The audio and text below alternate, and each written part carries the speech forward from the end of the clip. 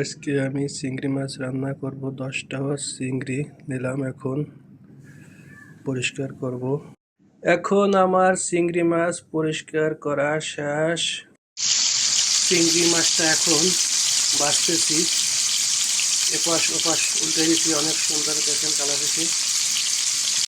আমার চিংড়ি মাছ ভাজি শেষ। তেজপাতা দিলাম, শুকনো মরিচ, দারচিনি। এখন আমি পেঁয়াজ দিয়ে দিই।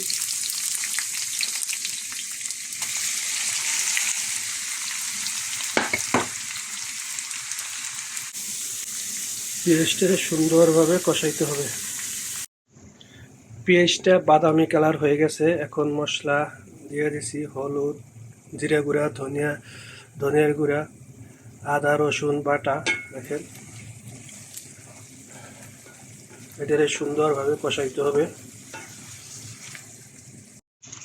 কয়েক টুকরা টমেটো দিয়ে দিছি।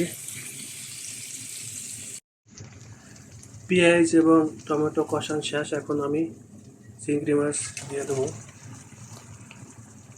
চিংড়ি মাছ দিয়ে দিলাম, অল্প একটু জল দিয়ে দিই। কয়েকটা কাঁচামরিচ দিয়ে দিছি যাতে ফ্লেভারটা ভালো আসে। এখন আমি ঢাকনা দিয়ে রেখে দেবো 10 মিনিট।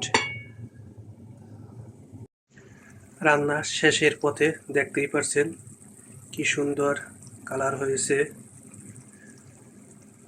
চিংড়ি মাছের রেসিপিটা।